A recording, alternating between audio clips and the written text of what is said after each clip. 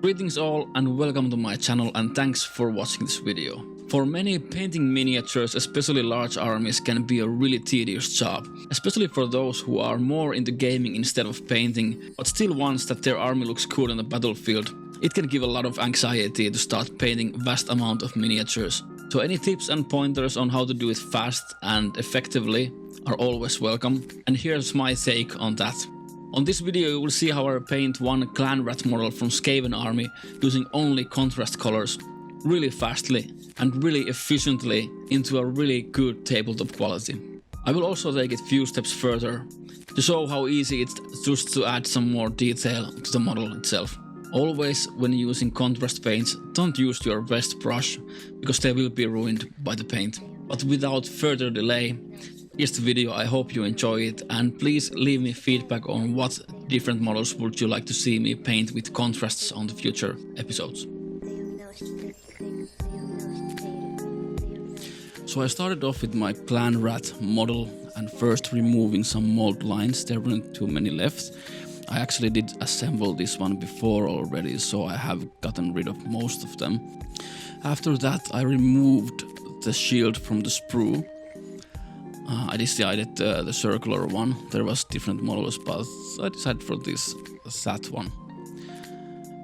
There weren't too many mold lines in the shield itself. It was quite easy to just get rid of them in the edges. And this just shows that the models that Games Workshop right now has are actually quite good on quality. After that I took some blue tack and just did some spike on it to attach the shield. And that works well when spray painting. The models are ready and then we spray. It's just wraith bone contrast base coat. Works well. Don't do it outside as I do, but rather on a dry, warm place inside.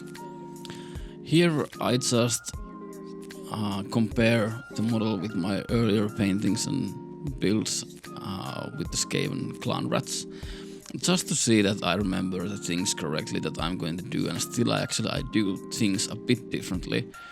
Especially because this is the test for the contrast paints only. But the one thing I decided before already is that the cloak on top will be red on all the models in the Clanrats.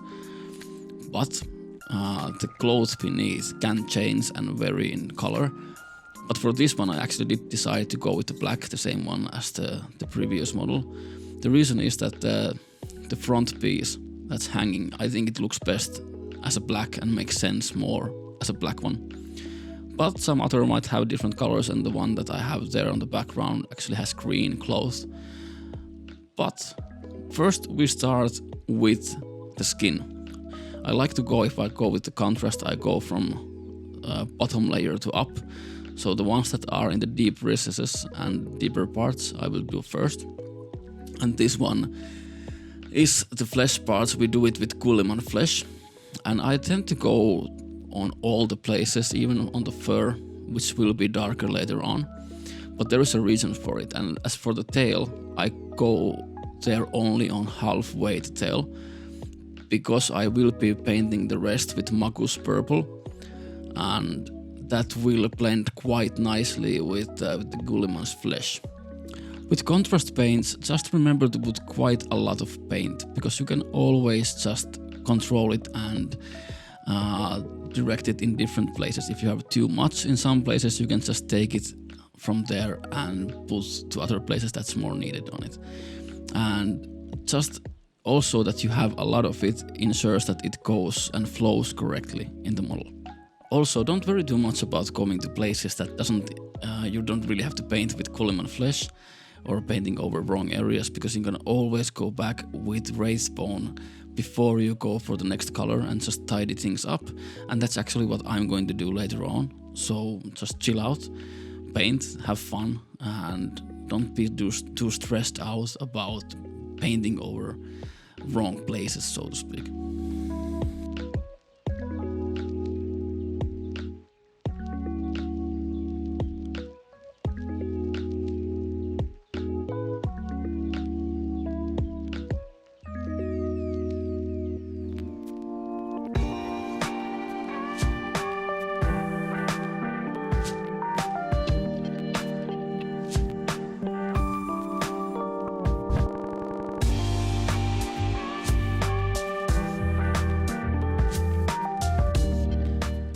here, as I said, I'm going to touch up some places with Wraith Bone.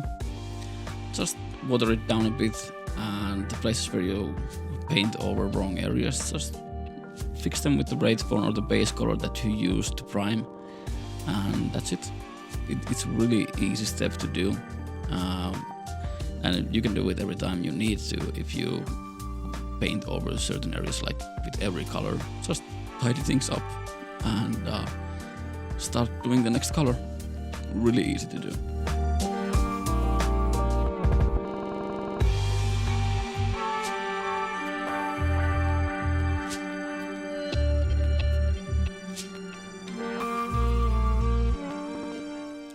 And as I said before, we're gonna use Black Templar for the under cloak or cloth.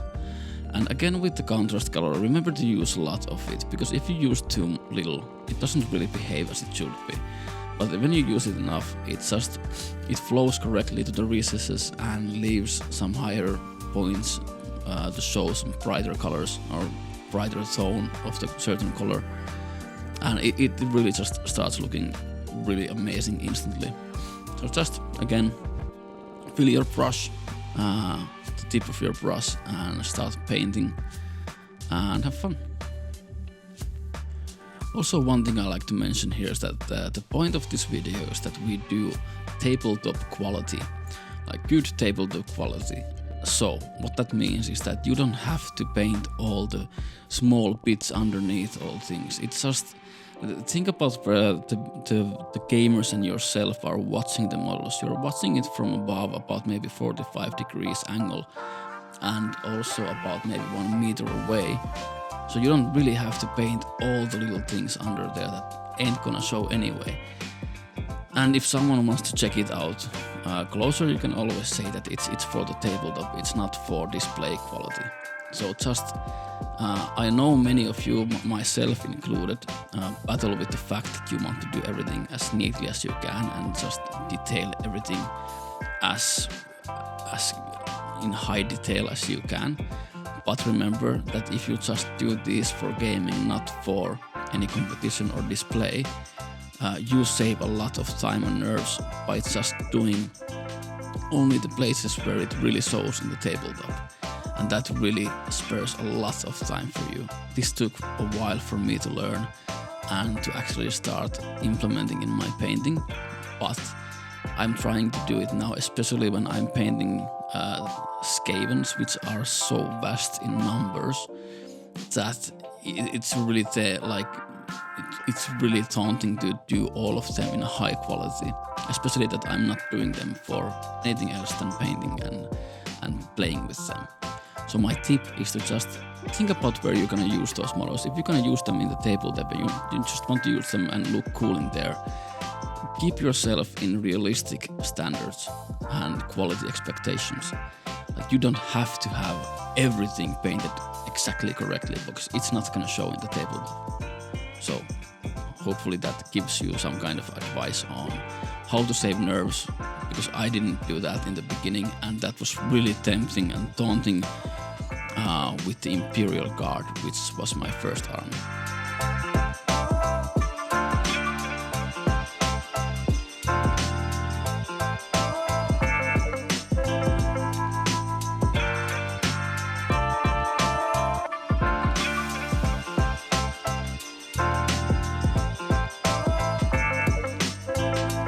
And then again, as said before, we're gonna go with the cloak on Flesh Tearer's red contrast paint. It's really cool color paint. It really is dark, deep red, but also leaves the higher points in a really nice way showing through. And I just love this color. It's amazing. And again, don't spare it, just use extensively. And I did one mistake with this. I just didn't wait enough long to wait the dark or the Black Templar to dry in the beneath, and it actually got stuck on my brush and got like delivered on top of the cloak right there, and I had to actually cover it up a bit. I used a lot of water in the end to wash it away again, the red paint, and just dry it and do it again, and it actually went quite cool. the thing is, if you used water to wash it out, just wash it to a point of some kind of recess or crease in the cloth so you can see the edge. But mistakes happen, don't get too annoyed by them. It's all redoable. So it's just go on, continue, and have fun.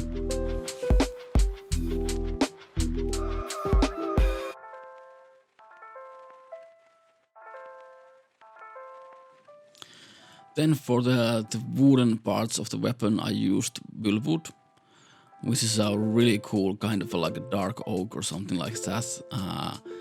My camera's a bit off there, but actually I did correct it, cool. And it has this really dark tone to it, but still the wood brown is also showing through. I love this color a lot for the wood. It's kind of has this kind of a earthly tone when you compare it to what usually is used for wood. And it's amazing, and it really doesn't need that much rework after the contrast. Actually, for this model I didn't do any kind of a rework on the wood. I could have, but I didn't, and it works really well.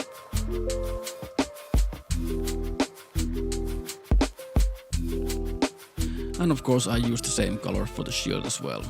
It's just really easy to work with contrast colors and these kind of things, because you can work the color like inside like this kind of forms and shapes. It just goes so easily, and it's already starting to show the wood grains and everything. I love contrast colors because of this. And like you see there, it's a bit too much right now, but I can just take it with my brush, soak it up to the brush, and just leave it. That's perfectly showing in there. Contrast colors works well when you're gonna kind of spin paint things.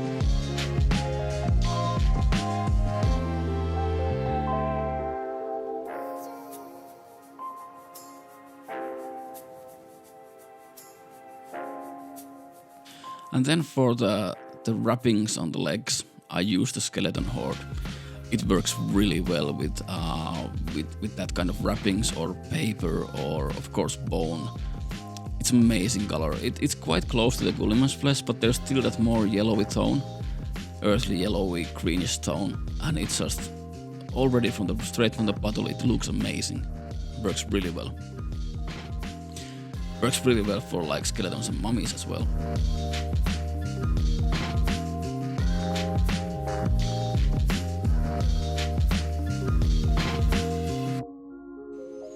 Now again, I take some wraith bone and fix things up where I hasn't been that accurate with the paint before, and it's just really easy to do this in this point, like right before you do another color.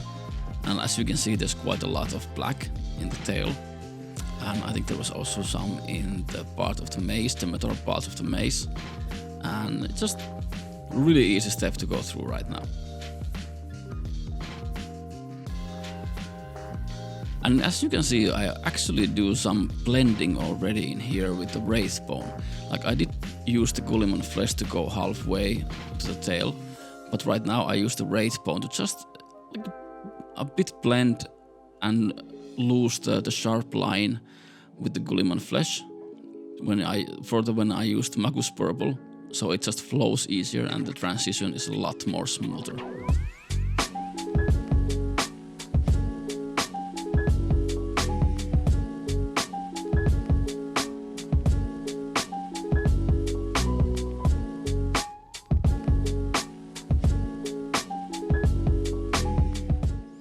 And now it's time for the tail, which I use the Magus purple for. I don't want to use it for the whole tail only, because I think it's too pink or purple for it. But that's why there's the Gulliman flesh, so it kind of transitions from the fleshy tone to more of the pinkish tone. And this is the difference that I made with the earlier models, because the ones that I did before, the tail is completely Gulliman flesh or flesh tone. And for this one I did the purple as well. And it doesn't really matter because they can be different. They can be a different, like basically a different breed of rats. And it works really well. But also for this, another way you can do this, which is a bit more advanced technique, you can use the contrast medium, which is basically you do the Gulliman flesh, and while it's still wet, you also do the Magus purple on its own side, and then you use the contrast medium between them to actually blend them together, and it works really well. I've done those for my Warlock Engineer and the Grazier, which you will see later on in different videos. And those are amazing. The contrast medium works really well when blending different colors together. And now, to add a bit more depth to the fur and the skin, I'm gonna use the Koregrunta fur for the furry parts of the Skaven's skin and hair. This one can be a bit like tedious to do, and contrast medium would be really cool here because the line between the Gulliman flesh and the Koregrunta fur is gonna be quite harsh, but you can still work it without it. And as I do it right here, it's just be a bit more careful with it. But it really brings the darkness to the skin in kind of contrast with the lighter skin.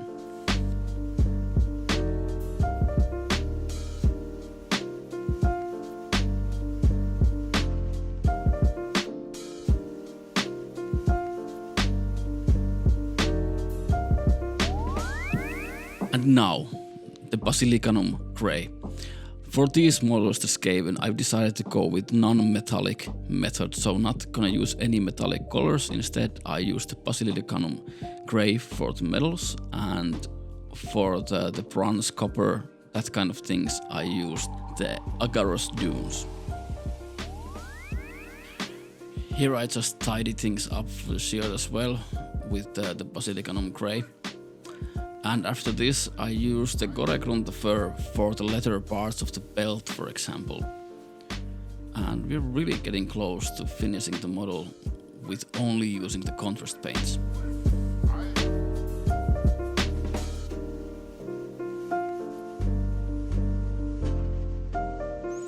Here I'll use some wraith bone to pick up the color of the teeth, as well as the eyes.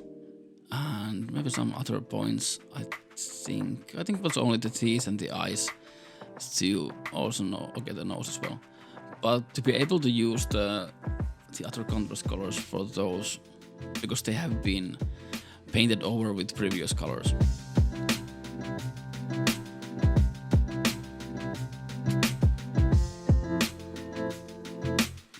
For the eyes, I'm gonna use the Warp Lighting contrast paint, which is really cool because I also use it for the gemstones, the green flames and everything for the Skaven, so it just really brings up everything and ties things up when you see it in multiple places. Of course, in these models you can see all of them in the eyes, but still they work really well with the other models in the army that actually has the warp lighting in different places as well. Just be really tidy with the color here when doing the eyes.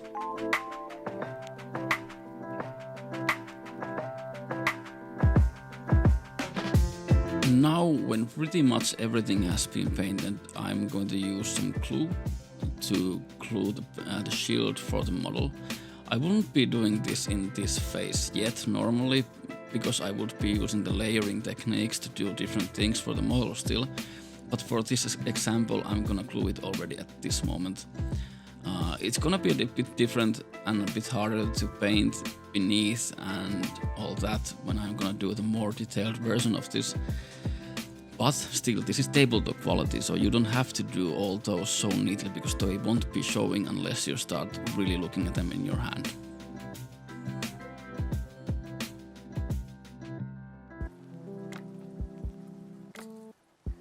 Then I'm gonna use some Black Templar for the claws in the model, in the feet especially, and that's starting to be it for the contrast parts.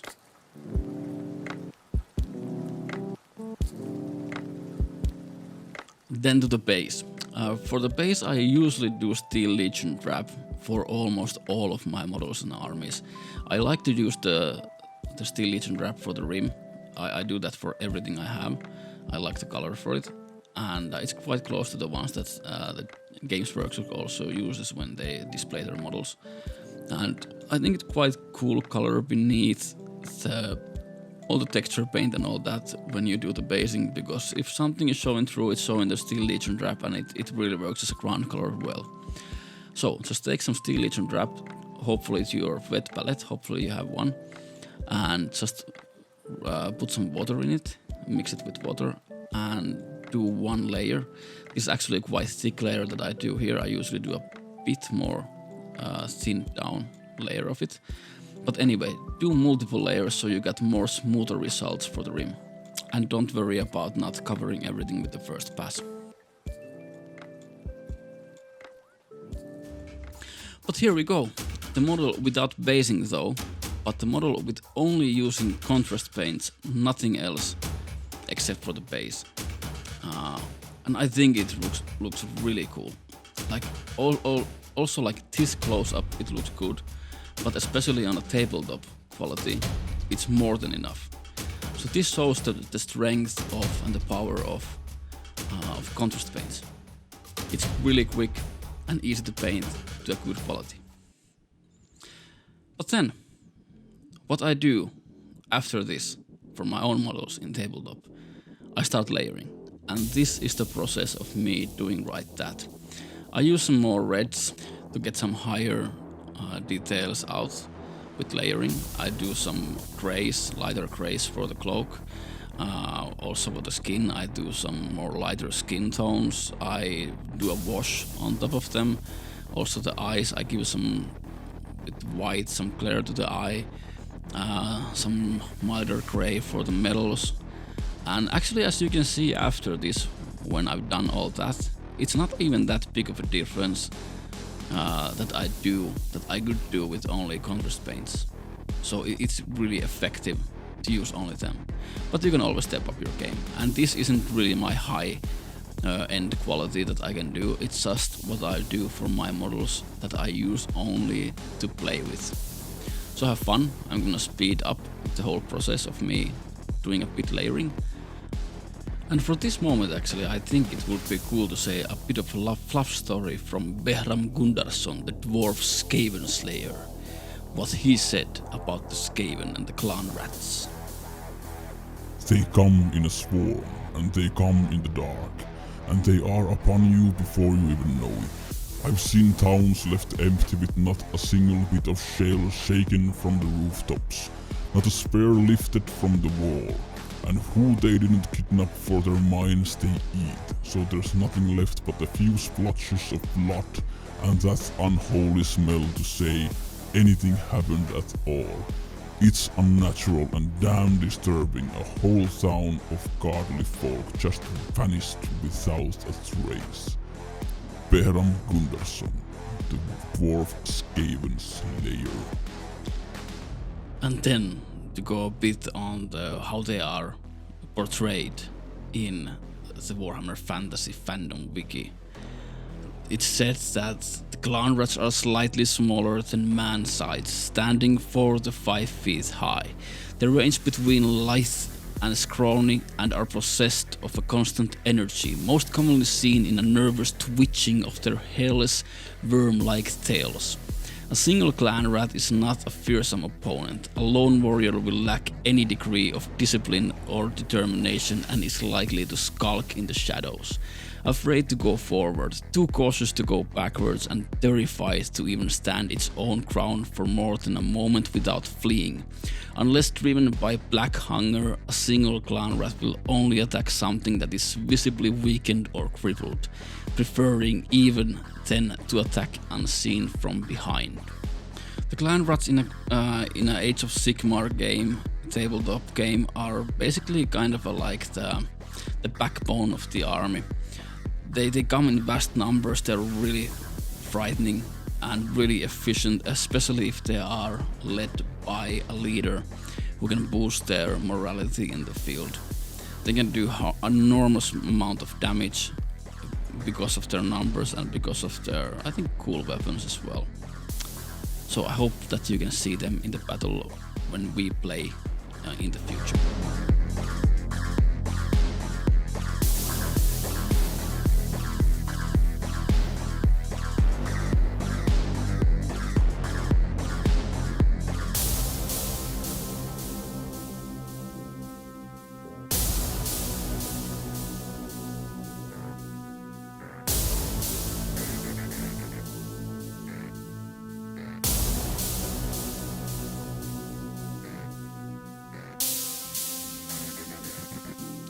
So here we have the Clanrat model after the layering on top of the only contrast paint.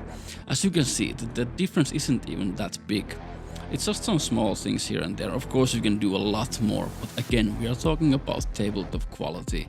So I'm really happy with this, and this is the quality that I go for on my tabletop models.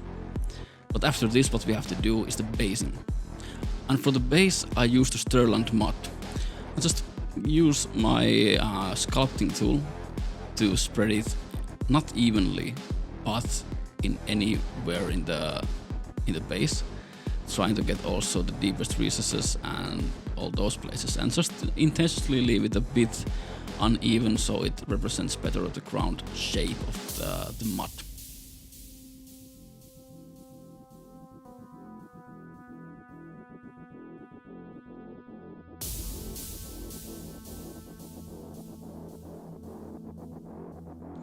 After this, when it was dried, I actually forgot to film, but I did use the Steel Legion wrap to paint some dry brushing on the ground, as well as some Wraithbone to get some, as you can see there in the background, to get some better forms for the ground. And now I use some PVA glue for the turfs that I bought from Army Painter, and just glue them. I messed up with the glue here. I actually got it in the model as well, but things happen. But yeah, just glue them on into the ground where there's. I used to put them in where there's the most space in the model space. And I used these pincers, which is actually from my wife's makeup collection thingy that she uses to put her eyelashes on or something, and. But you're gonna get, of course, really cheaply some pincers from any store, basically. The turfs bring really nice touch to the ground and really just brings a nice detail and some color, which really complements the eye color as well. Then I do the last pass with the really watered down Steel Legion wrap on the base rim, so it goes all smooth and nice. I could do a lot more for the ground as well. I could do more rocks and a bit more muddier, but I might do that when I'm gonna clear coat all of these. I'm gonna use some gloss varnish for the ground so it looks a bit more muddied when it shines instead of being matte. But after the rim is done, the model is ready and ready for the games. I hope you really enjoyed the video. Leave me some feedback, and we're gonna end this with some cinematic screens and shots of the model. Thanks for watching. Bye.